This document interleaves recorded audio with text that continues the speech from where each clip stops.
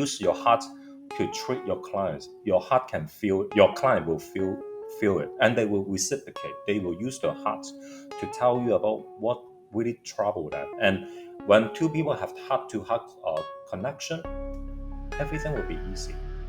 Ooh, well said. My name is Kevin McIntosh, and this is The Closing Table, where we talk to experts about their experience in real estate all across the country. Let's go.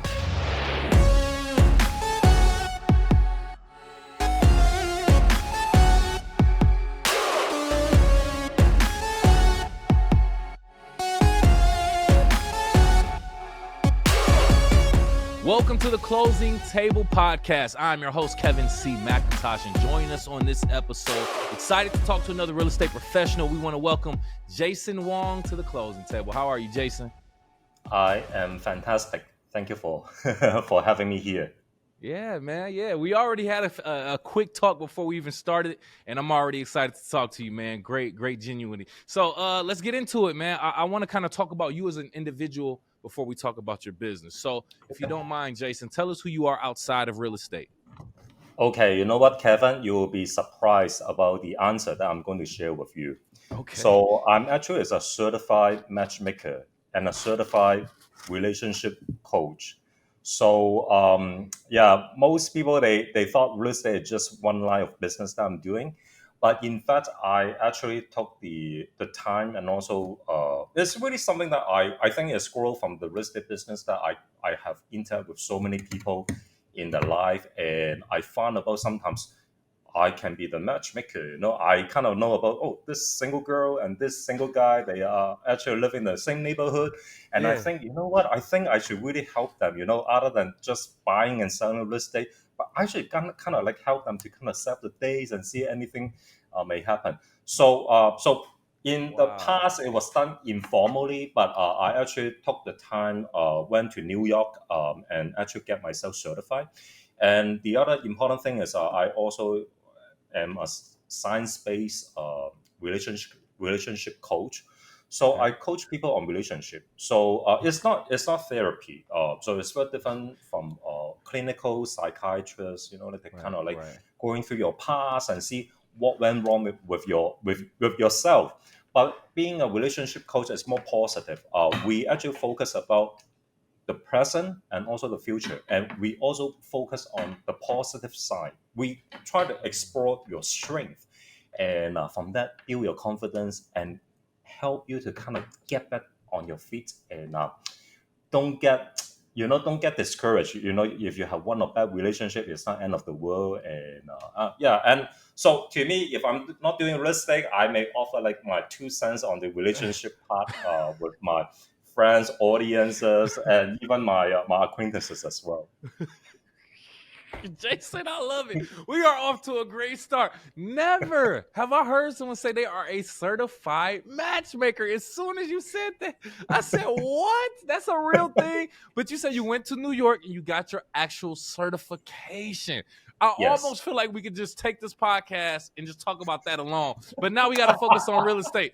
Jason, Yeah. very interesting lifestyle already.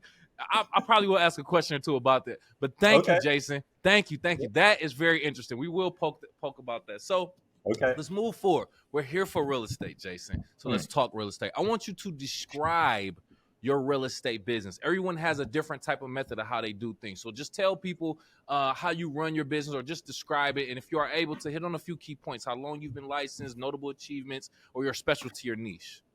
Okay.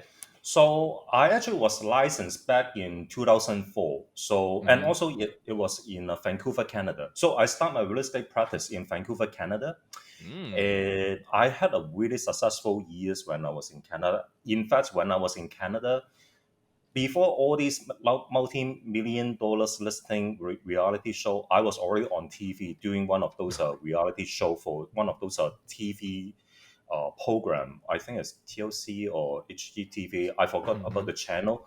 But the funny thing about that was when I finished the show and it went into syndication, and when I came to Hawaii and looking for my own home, I was walking around the neighborhood and I was just in my tank top, short shirt, and flip flop. One neighbor next door came out, rushing out and came out and asking me, "Are you the guy on the TV that I saw you yesterday?" I said, I think maybe, but that Right. was like 3 or 4 years ago. And the Right. guy, "Oh yeah," and then he called his wife, he kissed, "Come and see the guy, from the TV." So Wow. I actually have started that kind of reality TV like back in the early days already. So Yeah. the thing is, talking about but coming back about real estate, I do. I mean, in the beginning, I kind of help, first time homeowner, like try to Mhm. like get the first home, and progressively, it's really working with a lot of referrals, and most of my referrals are like investors. They already own multiple real estate around the world, and I help to manage some of the portfolio that they have in the marketplace that I am licensed to do business in. So right now, I don't really spend too much on the marketing. It's more about the referrals that I generate for the last 20 years that I save from Canada and Mm. also America. Wow. Wow. So you still do business actually in Canada too, correct? I could because of the okay. Here's the thing. I do believe about I want to specialize and really put my focus into what I'm do right for my client, Okay. and my client's interest is always the foremost important. And for me, if I keep flying back from Vancouver and then coming back to Honolulu, it's kind of like doing a disservice to my clients and myself. Good So point. I make a big decision to myself once I relocate to Honolulu, which is end of 2008. I told myself about like I would just dedicate my time like dealing with the Honolulu Right. marketplace. Hmm. And for Vancouver or even in Canada, it's mostly about the referral base. About like there are a lot of Canadian homeowners who actually own real estate in this island, and my Mm. job is to help them to kind of like dispose them Right. if they don't need, or help them to acquire more if they want to kind of like looking for capital appreciation down the road. Right. So my Canadian connection actually still growing. I mean, it's not like it's stopped because I don't want to get licensed in Canada. Right. Interesting. Interesting. Yeah, man. So I saw that about you, and I automatically just, man, Mr. International everywhere, and I do want to ask about that coming up, but when I saw that, I was just like, wow, like it's already different doing real estate in Hawaii, which is still part of the United States, but it has its complete own culture. Then you're going into Canada and you're going into other countries. So we will explore that a little bit more. But I'm glad you talked about that. So I want to kind of focus in on where you are now. So let's Okay. describe your current market. Now you already gave it away. We are in the beautiful islands of Hawaii. So let's talk about it. Describe the Hawaii Islands or where you are specifically from Mm. your perspective. How would you paint that picture for someone like myself who's never been there? Okay. So personally, my license is licensed in the state of Hawaii. That means all the islands in Hawaii chain, I am able to practice and whether to market or to acquire any real estate on behalf of my clients. Mm-hmm. However, me physically, I am located here in Honolulu, which is the island of Oahu, which is also the capital of the state of Hawaii. So when people think of Hawaii real estate, I think one thing that always pops up to people's minds is about Waikiki. Like people really enjoy the Waikiki, kind of like the beach, the hotels, the resort, and Mm, also the surf. People like to do yeah, surfing and the natural breeze, coming yeah. from the air. So my my specialty, to be really honest with you, I sell everything. I mean, I sell commercial and I sell residential. So, on the commercial side, I did market like for some hotel, golf course, and shopping center. I Mm, did all of those. And but on the residential side, I mean, from luxury, oceanfront, pocket listings to, you know what, family home and like single people who just want to get the first condo. I right. don't really dictate about which niche I would go in. I actually care about my clients' needs, and at any Mm, given point in time, my clients, whether the business or the career, they grow at the same time, so they have a different needs for the real estate, and that's how I kind of come into the picture to help them to fulfill the dreams. there you go. There you go. I feel like the average person may say that is a very broad way to explain your niche. I don't think that though. That means you're client oriented. Let me tell you something, Jason. Mm, Not every agent that people run into are going to be focused on their needs. Now yeah, they'll probably greet you with a smiling face and maybe a friendly personality, but for the most part, which I understand, you're doing it for the money for a living, but a lot of agents are really just there for the dollar. They won't even take certain transactions if it's not enough money for them. So that's why I want to put emphasis on what you said. Yeah, you don't necessarily have a specific niche, but it's more just client oriented, client based, and focused. And I feel like that's an underappreciated specialty that people don't necessarily highlight enough. So great job on you being laser thank you, focused in on what your clients need, man. We thank need you. more of that.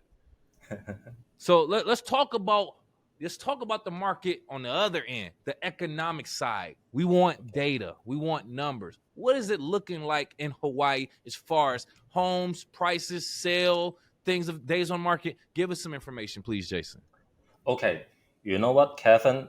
To be really transparent with you, all those data that you can find on, I think, from the internet or from the National Board of Realtors, Mm-hmm.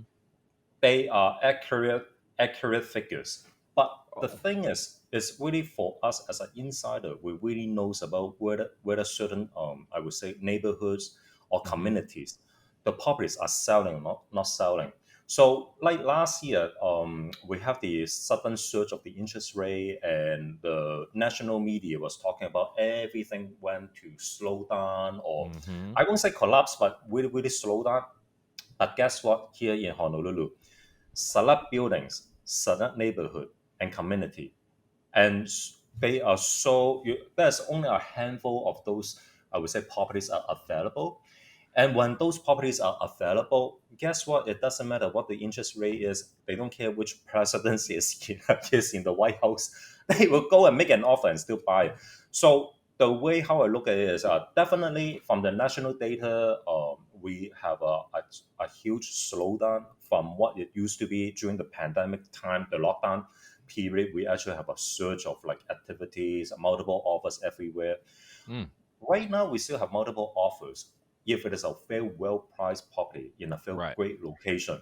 So the thing is, I focus more about the individual inventory. That's how I look at properties. There's an individual inventory, whether they are desirable inventory or less desirable inventory. The less desirable inventory will kind of fall into the national average, like for the for how many days on the market. And I Ah. think I read the recent statistics saying about it may take maybe 2.5 months to kind of get a property sold. I have to agree and disagree about that data because some of the desirable communities, 2 days you get an offer. 2 days, even now. But Yeah. in less desirable communities, it may take 6 months or 6 years. Like we have properties that took years to sell. And so the thing is, I don't really look at the statistics that focus. I more focus on the individual consumer needs. That's more important because Right. at any given point in time, we always have relocation families. They have to buy something. They have to settle the children to go to school. Or we also have retirement couple. They kind of like, oh, you know what? We've been working our whole life in this city. Now we want to come to Hawaii for retirement. We always have those individuals coming in, Mm-hmm. regardless about what the economy we are in. Man, must be nice. See, and I'm not surprised. This is my perspective of the Hawaii market, right? You're on islands. You're separated from the mainlands. If you want to go anywhere for the most part, you have to fly. So there's I mean, we already know real estate and land is limited. It's not a sustainable resource. It's not going to just continue to make itself. So there's only so much land and properties that we have available. And that's even more true when it comes to Hawaii markets, right? Because you're on islands. There's only so many properties, so much space. So to wrap it up, in my head, it seems like it makes sense.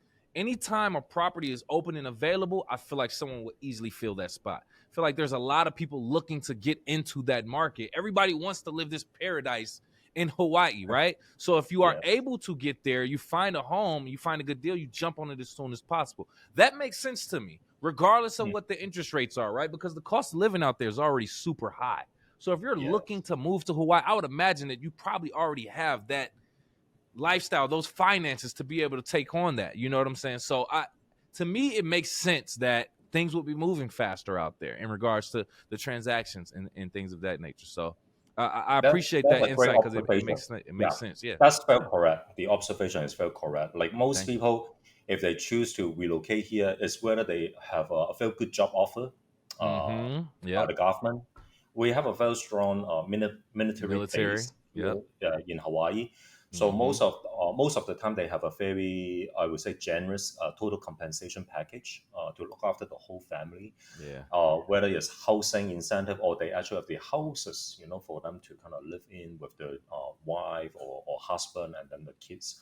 So you're right. And then on the other side of the spectrum is like what you said, people already kind of making a very decent life, in wherever they are, and coming to Hawaii, they expect the cost of living is higher, but at the same Yeah, time they man. have all these natural amenities that you cannot really find any part of the world unless you also pay a lot of money to fly over there Yeah, to yeah, have it, yeah. right? Good ways. All right, so let's go back to what we were talking about before. The fact that you are Mr. International, aka Pitbull. You have been your background goes from Hong Kong. We talked about Vancouver, Canada, and now you're in Hawaii. I just want to talk about the fact that you have experience in these different cultures. Do you have an example of you using your diverse cultures and diverse backgrounds for leverage in some of your transactions with your clients? How do you use your diverse backgrounds to help your clients and take advantage of what you have Mm. experienced? So you know what, Kevin, you're so right. When I was in Vancouver, even here in Honolulu, I had a lot of Chinese clients, whether they're buyers or sellers, Mhm. because the communication without the barriers can facilitate a transaction really long way. And the other thing that I want to mention here is, surprisingly, if I do kind of like I would say my calculation, how many clients are actually from what kind of demographics, you will be surprised about. I actually helps more non-Chinese clients Mm. than Chinese clients, and the reason for that is a lot of time. I'm just giving you an example. What happened here in Honolulu and also in Vancouver. It was Right. for example, a Caucasian family. They are looking for a professional realtor to market the house. They were looking at like multiple factors. They want to make sure the realtor is capable, experienced, seasoned, and also having a very robust marketing plan to make sure the property will be exposed to all the qualified potential buyer online and offline. Hmm. But one thing that all these family, they also have one thing in common. Yes, they also want the realtor who have extra edge. So that extra edge is about the cultural background and also the Mm. linguistic background. So the thing is to them, if they hire someone that, okay, everybody can speak English, but can that person also speak Spanish, Japanese, Right. Chinese? Because they want to know about like maybe this community I see more like maybe Asian or like other region, not just Asian. I mean other region of the world that people choose to kind of get a second home in this neighborhood. Then they will be telling themselves, you know what, maybe if I get a realtor who actually have another edge over the others, maybe my house or my condo will be able to sell faster and with top dollars. And I have this experience. I read it. I actually have took over a number of expired listings from other properties that other realtors have been selling it for a long, long, long time and still have no result. Not because those realtors incapable Right. or Right. lack of experience. It's just they are missing another layer of I don't know, maybe the cultural knowledge to kind of like how to connect with certain type of community in order to kind of move that property in front of these people. And so when these sellers, they kind of getting my contact because through word of mouth, they met with me, they talked to me, and I also kind of show them about what I did. But the way how I kind of deliberate everything is not just about how much marketing dollars I will spend on the listing. It's more about um, really about like troubleshoot about like what really struggle, for all these months or all these years that the properties are not moving, or people coming in and not doing the full justice. So I kind of like I see it like a doctor, when I go into a properties and things like being get sold. I kind of like look at what are the issues is here. Is it the layout? Is it the space? Or is it they are missing another, I don't know, Yeah. translation issues, miscommunicate, like I mean, the advantages of living here. So all these, it really comes from, for me to kind of like being born in Hong Kong and then raised in Vancouver, and then I work professionally here in Honolulu. Mm-hmm. I had the Asian perspective, the Canadian kind of way of doing things, and the American ways of thinking. I So love all that. three elements combined, I kind of like come up with a solution. I always Right.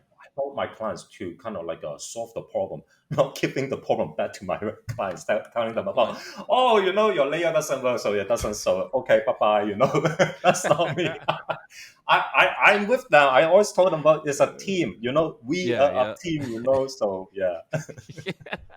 Jason, you have a personality on you. But listen, that speaks as to why people will want to work with you. You made a solid point that I never thought of.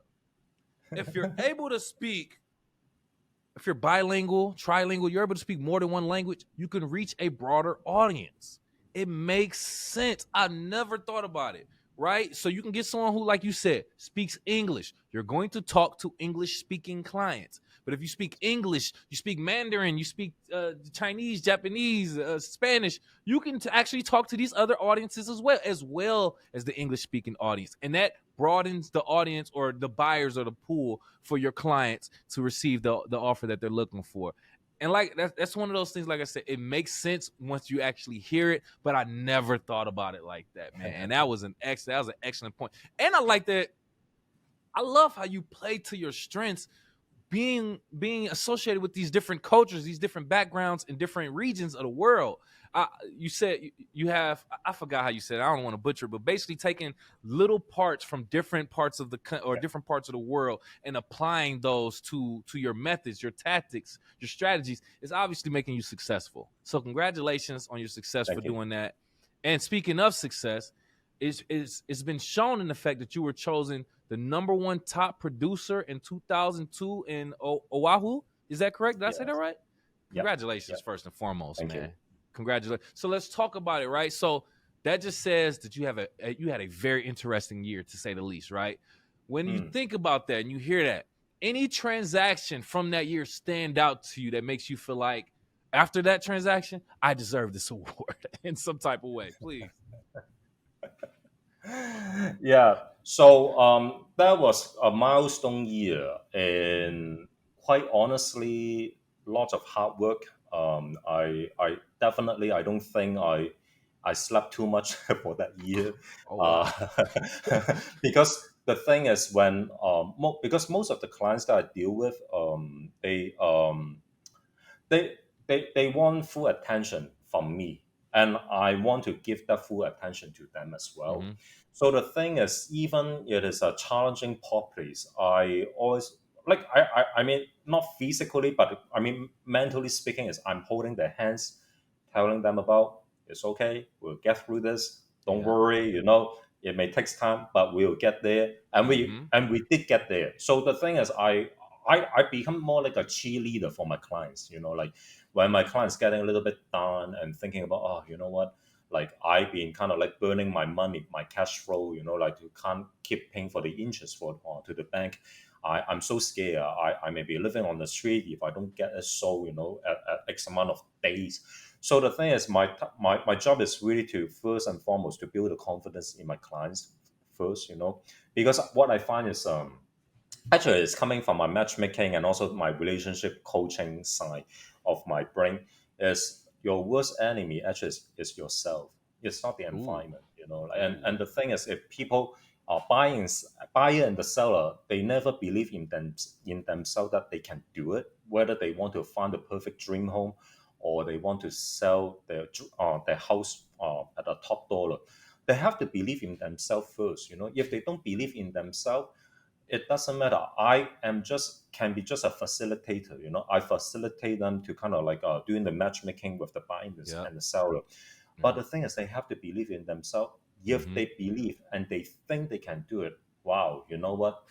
That transaction will be going. I mean, will be from point A to point B without any hiccup. Like so, I always spend a lot of time, doing a lot of rapport building with my clients. I want to make sure they know that they have found the right profession to handle the job.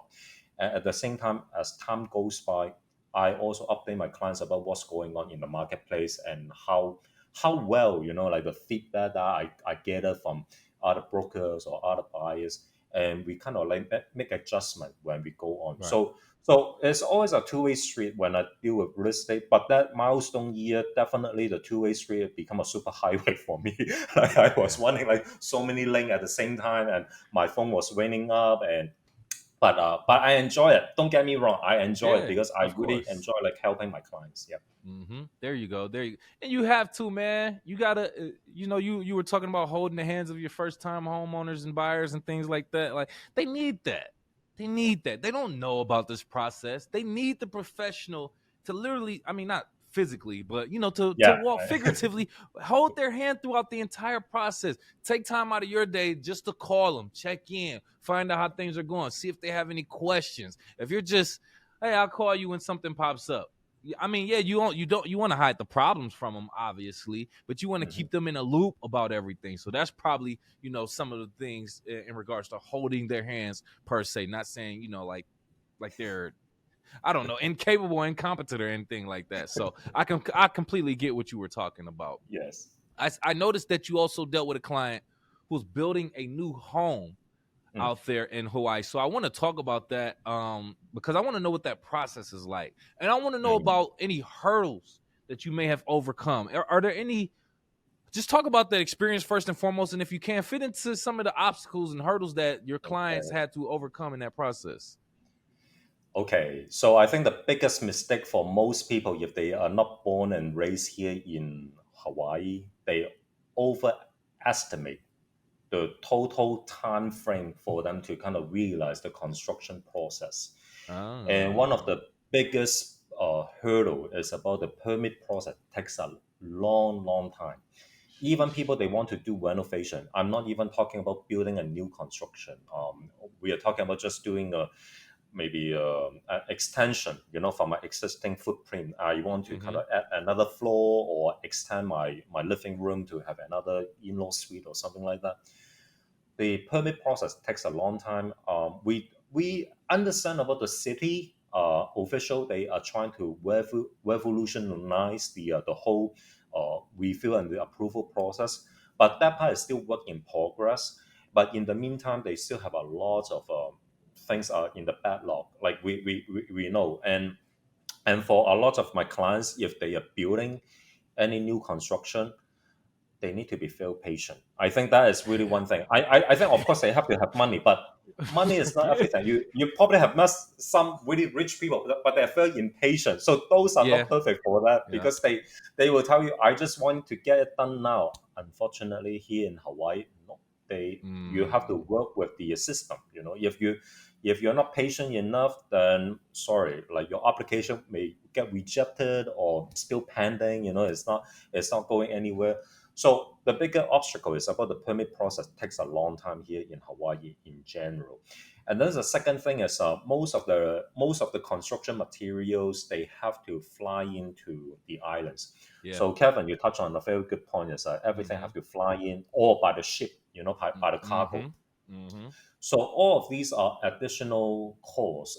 And the way how the ship network work is, even though we are so close to Asia, so let's say if we have some raw material from Thailand or from Philippines, and we just want to import them to Honolulu for construction, it doesn't really work about the ship from there directly coming to Honolulu port.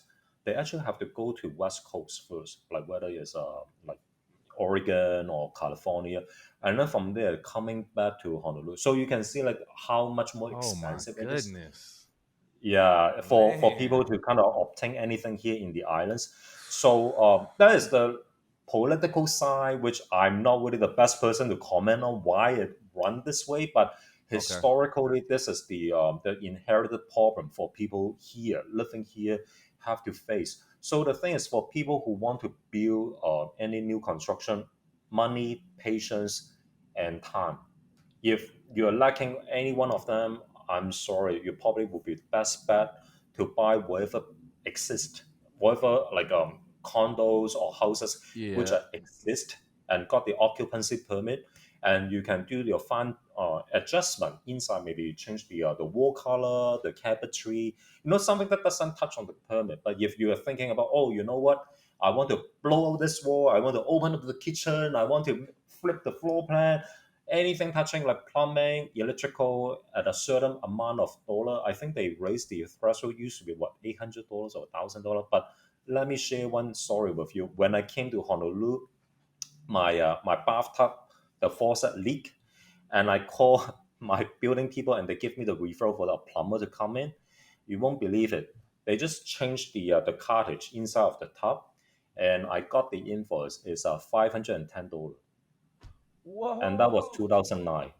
2009. And I asked my building manager, I said, is it right? $510 just to change the cartridge of the tub? And he said, yeah, that's the price to live in Hawaii. So so you can see everything is astronomical. So wherever I see those reality show or those fixer upper show on the TV saying about 20,000 we did everything, it will never happen here. Yeah. Yeah. Hold on. 500. Are you talking about the little thing that you pull on a bath that makes the water go to the No, shower? What? oh no, the top, you have the sprout, like the down sprout, somehow it keep dripping water. Oh And yeah. apparently the cartridge inside of the sprout is, I mean, it's not sealed properly or something. So Oh they had my. the defects, and I call and they get a plumber, and it's not even emergency plumbing call. They charge me $510 for that, and I still keep that receipt and I put it in my folder, telling me, this is Yo. why you live in Hawaii, paying $510 for plumbing. Yo. That's hilarious. Yo. You know what's funny? Because that's just going to Hawaii is on my bucket list. But a story like that make me not even want to visit. Like I don't even want to break something and it costs more than what I can afford. Like that's crazy. Yo, $500. I get a whole new tub, like or something. I'm taking a bath outside. I don't know. That's crazy, Jason. Oh, so low. When I say you just painted the picture for the cost of living, you just painted it right there. That's crazy. Oh, oh wow. Okay. All right. So you have this approach, right? You have this approach, what you would call your strategy to real estate in some sort of way. I want to describe it right here. You say, um, Mm. your formula for managing real estate is listen, research, prepare, market, negotiate, and close. Now I want to when I looked at this, I kind of want to nitpick. So I hope you have the patience with me. I want to nitpick at this. What does your preparation consist of that's separate from your research and marketing? If it is, because you have listen, research, prepare, and then market, negotiate, close. So I would think it's something different. What would that be? Mm. So preparation can be one of the most important stage because that's the inception for the whole transaction. And for me, preparation really, I would say, I did evolve over time. In the past, preparation is just talking about paperwork, pulling all the tax record and the past sales history about the neighborhood or the properties, and and then come up with a formula about like how much the property should be worth, and then do what they call the CMA, comparative market analysis. Mm-hmm. But currently, to be honest with you, we have all these magic from the phone, one click of button, you Yeah, get everything. So the homeowner doesn't need you to tell them about things that they can do it from the phone. true. So what the preparation have evolved for me personally is actually about active listening. So I actually have to Hmm. actively listen to my clients, whether it's buyers or sellers. Why are they doing it? Why are they buying it or selling? Um, I think a lot of realtors the problem is when they get into the business, they are going after the dollar, the money part, the commission part. So they kind of like days in and days out, they make good money, big commission, and then they go out and buy nice car, nice clothes, nice purses. And but I have to say, maybe after 2 years, then they will start feeling about, what, it's like a robotic way of doing things. I know all everything. I mean, everybody call me and ask me to list or to buy something, and they lost the track of life and they become soulless in the business. So Mm.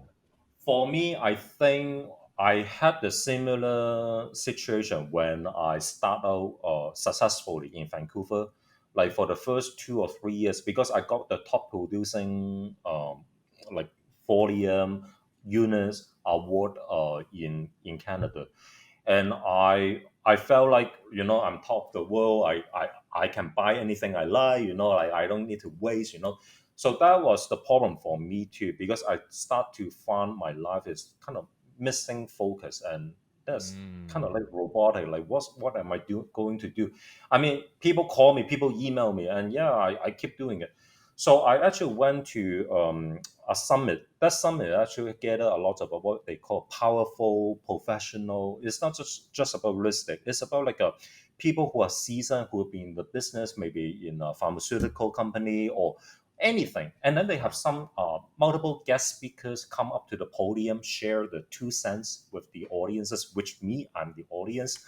So I think one speaker, he said very right. He described the same situation about his line of business generating lots and lots of cash flow, but he got lost in the way. He didn't know about, like, I woke up, yeah, I make a lot of money, but what's the point? Yeah. So he Yeah. started exploring about, well, the existence for me in the world of doing this is because I'm actually helping people. I make people to feel better. So I think that was the light bulb moment when I was sitting in the in the conference room. I told myself, "Oh yeah, you know what? This gentleman, he make a very good point. I am here to make people's life better. Yeah. I become the facilitator to bring betterment to people's life." So when I went back to my market, I totally changed my approach and my style. I start to focus more on people's needs than the real estate dollar sign. So the thing is, the making the commission, making the dollar, the I mean the paycheck thing, it's really a byproduct to me. It's a byproduct for me about the whole process. For me, I actually enjoy about the people to people relationship Yeah, that man. I actually cherish more. So the thing is, I have a lot of clients, and I know you probably hear a lot of time like realtor will be coming in saying about all of my clients are my friends. We party with this and that. Well, to tell the truth, I'm actually very selective about who can be my friends. Like I'm one of those people. I don't party with like maybe like 10,000 people that I don't even know the last name. I'm not one of Yeah. those people. I feel it. But the thing is, the clients who actually end up being my friends, the ratio actually is really high. Not because I kind of like do anything too special or less special, but I actually use my heart to listen to the needs and to listen to their personal development, and that makes me kind of like stand out from the other realtors who are in the businesses. I use my heart, but it's not about you. Okay, Kevin, I have to tell you one funny thing. I Come think on. some other like a realtor, they mistook my advice and they become too friendly to the clients. Okay, so they will pick up the lawn mower to help them to mow the lawn, to rub Oh, the wow. leaves or clean the pool. That's not what I'm saying. I told them, you are not the cleaners. You're not the, the person who clean the house. That's not what I meant. What I meant here is you use your heart to treat your clients. Your heart can feel, your client will feel it, and they will reciprocate. They will use their hearts to tell you about what really troubled them. And when two people have heart to heart connection, everything will be easy. Ooh, well said. Well said. It's just it's an energy and frequency exchange. You can't feel it. You can't see it. You just feel it. No, I felt Yes. that one right there. I know what you mean right there. I want to, if you don't mind, I want to ask about this matchmaking situation, right? Okay. This is very unique for the closing table, but I think it fits. So, has there been a situation where I feel like I know the answer, but I want you to? Has there been a situation where you did match someone who, complete strangers, you got them together, they end up getting married and looking for a home, and you end up being their realtor. Has that ever happened? Oh, I did that. It's Oh. not like I want the business, from them No, about I the real get it. estate side, but they really, and every year of the anniversary, I always will be the guest of honor, sitting next to the major table. They have like 10 tables. I That's what's always up, sat, man. and they always go to the podium and saying about, without Jason Wong, we won't be here, That's what's up. and they still have tears in the eyes. So the thing, I'm really touched. Kevin, you know what? I'm always felt touched. I told myself about everybody has one life to live. You Mm-hmm. pick how you want to live your life, and if Mm-hmm. your life you want to make a difference in other people's life, then you know what? Do it, and do it professionally though. No, that's a fact. You got to put that part in too. But man, I love that because you got to feel great when you get someone a house, right? People like you're making someone feel really, really happy. This is one of their goals in life. So for you to be a part of that, it has to feel great. But to be responsible for someone's family and their house, bro, like you literally create, like I'm stretching it, but you created their entire family, like in a way.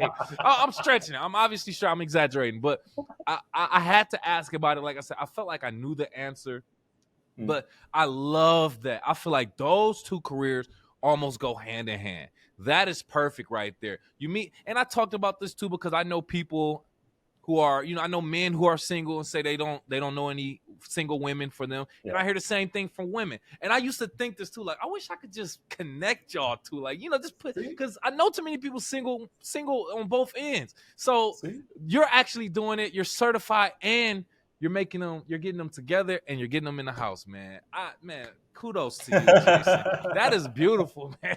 That's what's up. Thank you. I love that. All right, so just to kind of round things out, I Okay. always like to pick my guest brain and see what they say about this.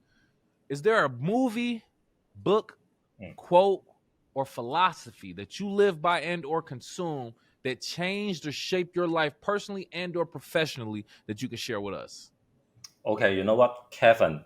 Do not laugh at me. I am I can't promise, how Jason. should you call? I think every one of us will have what we call the guilty pleasure. We don't want our friends, our acquaintances to Oh know that man. you secretly love to watch certain Oh show, but man. it's kind of like a taboo things to watch it.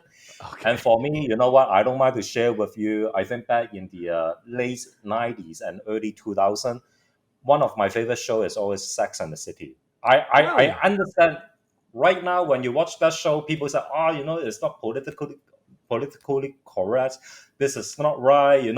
But it's kind of like an escape, But and even now, I feel like it's an escape for my mind. I actually enjoy, seeing four different type of women. They are doing things around New York Yeah. City and Yeah. exploring Yeah. different things.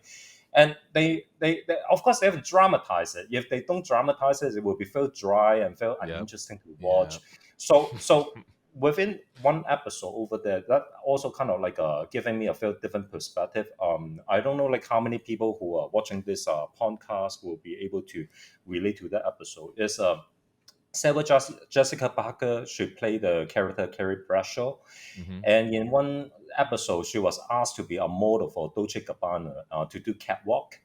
And kind of like almost at the end of the final scene was about she was kind of like asking the designer to put her on a very, very high heel shoes. And Hmm. I think there's a wardrobe malfunction that the high heel shoes broke or she tripped or something.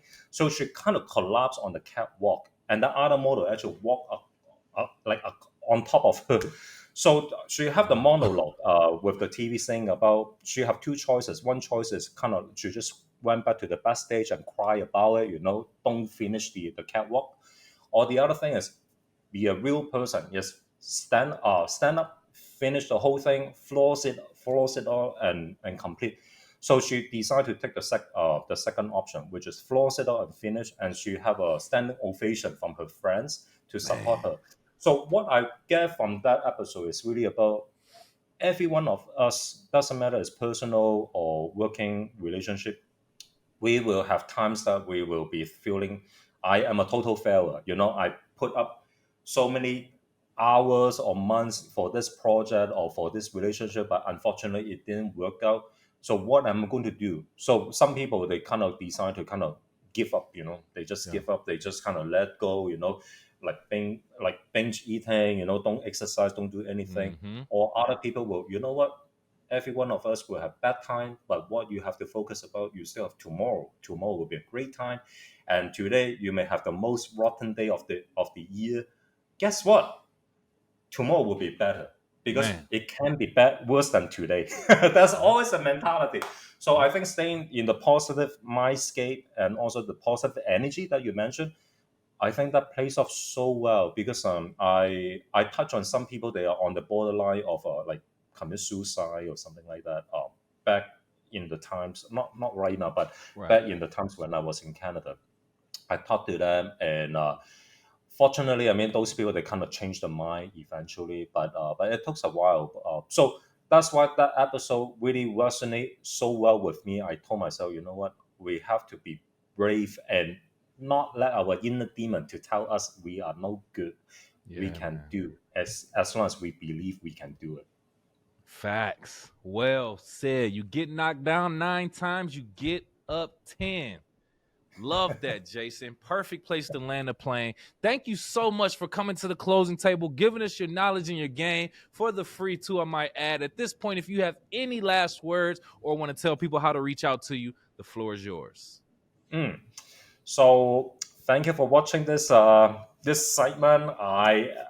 If you want to reach out to me, my website is really easy. It's jasonwong.us, and my email address is realty@jasonwong.us. So happy to connect with any one of you, whether it's online, offline, or in person when you are here in Honolulu.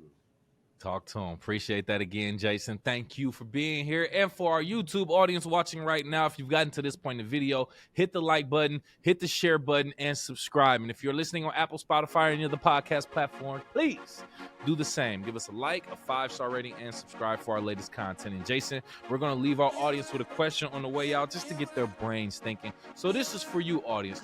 Do you prefer to have a real estate agent who comes from the same cultural background as you? If so, why? If not, why not?